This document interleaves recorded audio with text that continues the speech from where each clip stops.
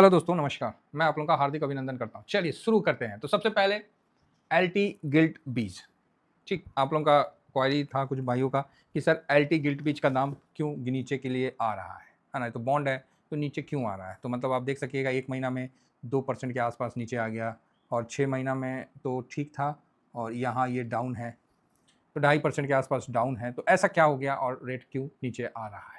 तो देखिए ऐसा है कि सबसे पहले तो हम लोग को ना किसी भी चीज़ का नेचर समझना पड़ेगा कि है क्या। तो जैसे हम लोग बॉन्ड है, ठीक है, जो सरकार इशू करती है चाहे जो भी है, तो जो बॉन्ड है उसका रेट नीचे आने का सबसे बड़ा कारण है कि बाजार को लग रहा है कि सरकार रेट कट नहीं करेगी। क्लियर? सरकार रेट कट नहीं करेगी, ये बाजार को बहुत क्लियर लग रहा है, जिस कारण से बॉन्ड का प्राइस नीचे आ रहा है। जब बाजार को लगेगा कि जो गवर्नमेंट जो सिस्टम, गवर्नमेंट नहीं सिस्टम बोलना ठीक रहता है, कि बाजार को जब लगेगा कि सिस्टम रेपो रेट कम करने वाली है तो ये बॉन्ड यील्ड बढ़ेगा। बस इतना ही फर्क है। अब इसका ये मतलब नहीं है कि ये टूट जाएगा, बिखर जाएगा, रोड पे आ जाएगा। नहीं नहीं, ऐसा नहीं है। जैसे ये एल्टी गिल्ट बीज है, ये निपॉन इंडिया का है। निपॉन इंडिया एएमसी है, जो कि बहुत ही पुरानी और भरोसेमंद एएमसी है।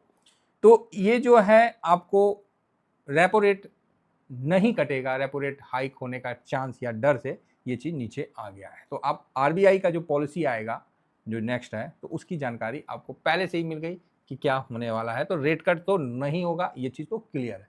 अगर रेट कट हो जाता है तो भाई साहब ये ना सुर से चढ़ जाएगी। लेकिन टाइम वाइज अगर आप इसको मतलब देखिए, ड्यूरिंग दिस ईयर में भी अभी गिरा है 1 महीना में। अगर टाइम वाइज अगर आप देखेंगे तो 1 साल में इसका अभी कोई रिटर्न नहीं बन के आया है। ठीक है, इसका कोई रिटर्न नहीं बन के आया है। तो ये फैक्ट है और इसमें हम लोग वही पैसा रखते हैं कि जब मतलब ये रिटर्न बनाता है ना तो बहुत अच्छा बनाता है। जैसे अभी रेट कट जब शुरू हुआ था तो 2-3 साल काफ़ी अच्छा निकला था।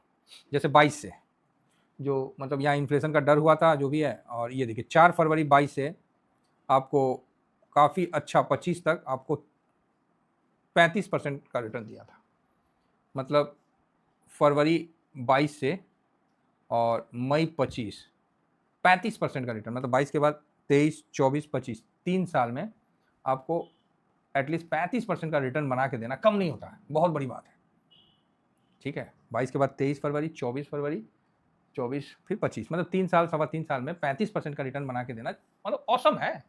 ये बॉन्ड अगर 10% का हिसाब से बना के दे रहा तो कोई, तो इस समय मार्केट बूम में था, रेपो रेट कम हो रहा था, मतलब आपको आरबीआई रेट कट कर रही थी और ये बूम आपको देखने को मिल रहा था। लेकिन अभी क्या हुआ जब से टैरिफ का हुआ तब से रेट कट होना रुक गया और ये साइडवेज में हो गया। ठीक है, तो अब आप बोलोगे सर तो फिर ये क्या है, कैसे है, कहीं ऐसा तो नहीं नुकसान हो जाएगा, ये हो जाएगा? नहीं नहीं, ऐसा कुछ नहीं होता है।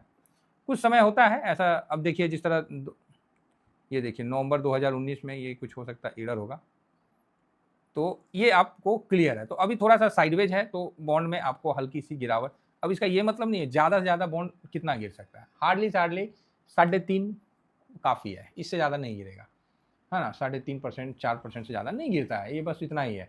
क्योंकि जो भागेगा वही ना उतना गिरेगा, भगवे करता है बहुत स्लो। तो अब 3 साल में ये भागा है 25 के बाद से 35%, मतलब 10-11% का रिटर्न बना के दिया है। तो यहाँ पर ही ये थोड़ा सा होल्ड लेगा और इस तरह। अब आप बोलोगे सर अब हम फंस गए। भाई देखिए, आप फंस गए, आप क्या हुआ तो हम नहीं ना बोलेंगे, लेकिन आपको पता होना चाहिए कि मैंने बॉन्ड से निकलने का सलाह आप लोगों को पहले ही, सलाह नहीं, हमने ये बताया था कि भाई मैं अब एल्टी गिल्ट बीज से अपना पोजीशन को निकाल के गवर्नमेंट सिक्योरिटी में डाल दिया, लिक्विड बीज और लिक्विड कैश में डाल दिया। ये चीज़ मैंने आपको बताया था, क्लियर बताया था। अब आप बोलोगे सर हम तो नहीं सुने। भाई आप नहीं सुने तो मैंने तो इस चीज़ को टेलीग्राम में भी बताया था, अपने टेलीग्राम में, कि भाई हम यहाँ पर ही शिफ्ट कर रहे हैं क्योंकि ये प्रॉब्लम आएगा। इवेंट हमने जिस समय आरबीआई का आ रहा था, रेट कट आया था, उससे पहले हमने 29-23 पे पोजीशन भी बनाया था, है ना, और 29-27 पे सोल्ड किया था। जो बात है सो 27 या 28 पे हमने सोल्ड किया था 5 पैसा। तो 5 पैसा बहुत होता है, 5-6 पैसा तो बहुत होता है अगर अमाउंट बड़ा है। 29-23 था कि 29-19 था, ऐसी कुछ था, मतलब 5-10 पैसा ही लिया था और मैंने सोल्ड आउट कर दिया था क्योंकि भाई नहीं हो रहा था और ये चीज़ आप लोगों को इन्फॉर्म किया था। तो ये देखिए, मैं किसी को वही जो करता हूँ वही बताता हूँ। मेरा ये स्विंग है, ये शॉर्ट स्विंग है, तो मैंने इन्फॉर्म किया था, तो ये चीज़ है। तो इन्फॉर्म करने का ये नतीजा रहा कि जो लोग देख रहे थे वो लोग शिफ्ट हो गए।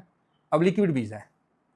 देखिए, कोई भी चीज़ होने के बाद बताना उस समझदारी नहीं है, होने के पहले बताना वो मतलब लोगों के काम का। अब हो गया, अब कौन चीज़ बताएं। तो बॉन्ड में बहुत ज़्यादा आप सोचोगे कि गिरावट हो जाए, तो देखिए अब 3 साल में इसने 35% का रिटर्न बना के दिया, तो आप सोचोगे कि तुरंत रिकवर हो जाए, तो ये मुश्किल है। अगर आरबीआई रेट कट करता है तो भाई रिकवर हो जाएगा, नहीं करेगा, रेट हाइक करेगा, तो बॉन्ड और नीचे आएगा। ठीक है, बॉन्ड और नीचे आएगा, फिर से सब जगह रेट बढ़ना शुरू हो जाएगा, तो वो तो नॉर्मल बात है। फिर इन्फ्लेशन का चक्कर हो जाएगा, इन्फ्लेशन भी बढ़ने लगेगा, तो इसलिए बॉन्ड नीचे आएगा। अब यहाँ देखिए, ये है 1 डे रेट लिक्विड बीज, ये निफ्टी का है, ये इंडेक्स है ना, निफ्टी 1 डे रेट लिक्विड। तो ये इंडेक्स है तो फर्स्ट क्लास है। उसी तरह आप इसको देख लीजिए, इसका मैक्सिमम भी देख लीजिए, एकदम जीरो है। 2005 से 3 से देखिए एकदम वही चल रहा है।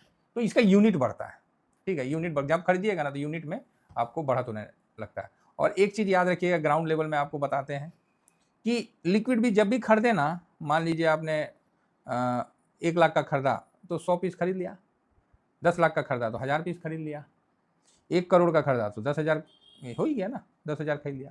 आप कुछ भी खरीदो, मुझे मतलब नहीं है, बस आप ये ध्यान रखो कि एक क्वांटिटी भी आपका हमेशा इसमें लगा होना चाहिए, क्योंकि इंटरेस्ट ना यहाँ पर ही आपको दिखाता रहेगा, यूनिट जो रहेगा ना वो दिखाता रहेगा, नहीं तो फिर नहीं दिखाएगा, है ना। तो फिर आदमी कंफ्यूज हो जाएगा। इसीलिए लिक्विड बीज कभी 0-0 नहीं करना, पूरा नहीं बेचना, एक आध पोजीशन रहने देना। साथ में लिक्विड कैश है, सेम इंडेक्स को ये भी कवर करता है, और इन चीज़ों पे मैंने वीडियो कई बार बनाया है, लेकिन हो सकता है कुछ नए लोग हैं तो उनको नहीं आइडिया होगा। देखिए, लिक्विड कैश, ये जनवरी 2 साल में इसने 13% का आपको रिटर्न बना के दिया है, तो आप देख सकते हैं, समझ सकते हैं। और ठीक है, 7% का, और ये हमेशा अप बढ़ता जाएगा। इसमें क्या है कि यहाँ पर ही आपका प्राइस बढ़ता है, सेम इंडेक्स है, सेम इंडेक्स है ना, इसमें क्या है कि प्राइस बढ़ता है, और लिक्विड बीज में क्या है, यूनिट बढ़ता है। तो इन दो चीज़ को आप समझिए और आराम से, इसमें मैंने इसीलिए एलटी गिल्ट बीज बॉन्ड से बोला था कि पैसा शिफ्ट करके लिक्विड बीज और लिक्विड कैश की तरफ कर लें। तो जिन्होंने कर लिया अच्छा है, और नहीं तो फिर नुकसान दिख रहा होगा। तो नुकसान का मतलब ये नहीं है कि बहुत बड़ा नुकसान होगा, नहीं, छोटा मोटा होगा, थोड़ा बहुत तो हो ही जाता है। तो अभी इससे दूरी बनाएं, आएगा इसका भी टाइम, जब रेपो रेट कट होने वाला रहता है उस समय इंटर ले लें। तो उससे क्या है कि मूड माहौल मतलब वो समझ में आने लगता है। जैसे इन्फ्लेशन अगर कम होकर आया तो स्वाभाविक है कि सर मतलब इसमें बॉन्ड में थोड़ा बढ़ोतरी होना शुरू हो जाएगा कि रेपो रेट कट होगा। इन्फ्लेशन का डाटा में ही खराब आया तो फिर क्लियर है ना। तो जापान का क्यों हम लोग इन्फ्लेशन का देखते हैं कि इन्फ्लेशन अगर बढ़ के आया वहाँ, तो फिर वहाँ चांस बन जाता है कि रेपो रेट बढ़ेगा। रेपो रेट बढ़ेगा तो येन ट्रेडिंग जो है उसका, उस पर डिस्टर्बेंस आएगा कि पूरा दुनिया जो है वहाँ से सस्ता लोन ले लिया है और अपना अपना इंफ्रास्ट्रक्चर सब जगह लगा दिया है, चाहे शेयर मार्केट में लगा दिया। अब वहाँ उनको रेट देना पड़ेगा तो भाई पैसा निकल के वहाँ जाएगा। ठीक है, तो इसलिए मतलब अगर आपको बॉन्ड में ट्रेड करना है तो आरबीआई की मॉनेटरी पॉलिसी पे हम लोग का नज़र रहता है, और उसको देख के पहले ही समझ के अपना डिसीजन लेना पड़ता है। आशा करता हूँ कि सारा कहानी आप लोगों को समझ में आ गया होगा। Thank you very much. जय हिंद, जय भारत।